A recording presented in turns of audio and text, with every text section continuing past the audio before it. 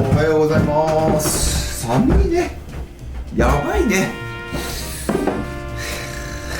いろいろ対策してもやっぱ寒いもんは寒いわ、本当に。今日のテーマはこちらです。和風の最高についてやっていきたいと思います。エレメントボルトとローム2種類の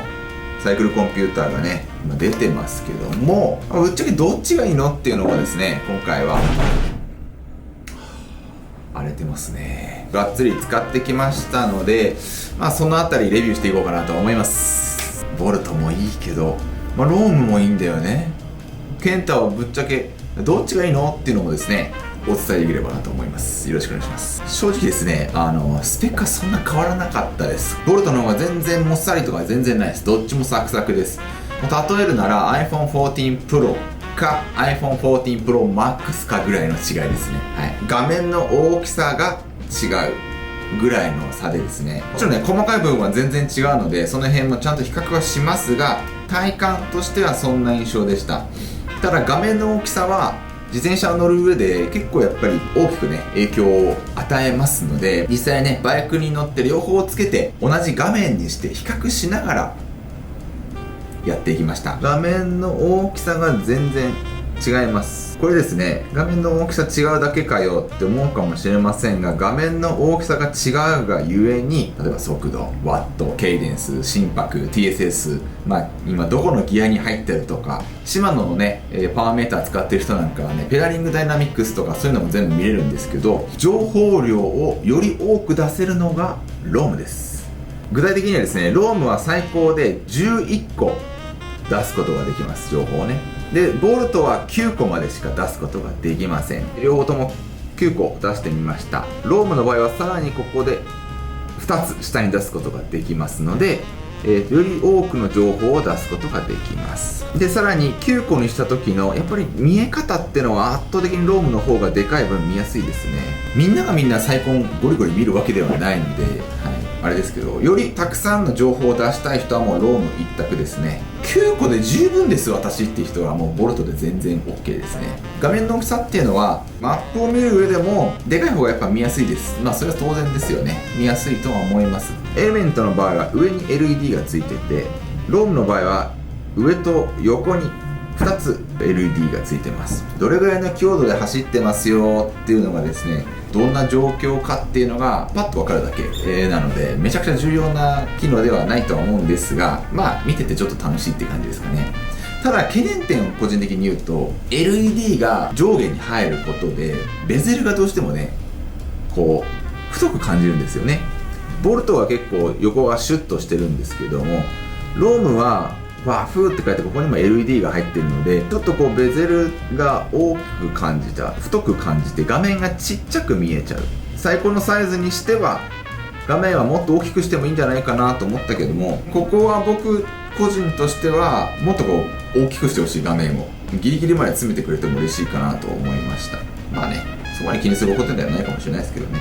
物理ボタンですね。前作まではへっこんでたんですけども、今回物理ボタンボコってなってるのでこれは最高。グローブした状態でもめっちゃ押しやすいし、戻ってきてくれてよかったと思いました。冬とかはごついグローブ僕もたまにしますけども、正直ボルトだとボコッとしてるもののやはり小さいので、たまにね真ん中のボタンとか巻き込んだりするんですけど、ロームはなかったですね。ごっついグローブしたとしてももうボタン自体もでかいので非常に操作ミスが少ない。結構冬もがっつり走る人なんかはですね、ロームの方がごついグローブをしたとしてもボタンの押しやすさは変わらずで良かったですね。夏は別に変わらないんですけどね。バッテリー持ちに関してはどっちもいいっすね。ブルーベ400以降の人は気になりだすような問題だと思います。それぐらい走る人っていうのは基本モバイルバッテリーを持っていくと思いますので、そこはね気にすることではないと思います。ロングライド旅をするときにいろんな情報を出したいんですよ。トレーニング以外の使い方で、例えば時刻出して気温出して日の入り日の出とかもね、あと何時間で暗くなるとかそういう情報もねあると旅の時に役立ちますし、いろんな情報をポンポンポンポンと出して見るのが楽しいって人はですね、たかが9と11で2個しか変わらないですけども、意外に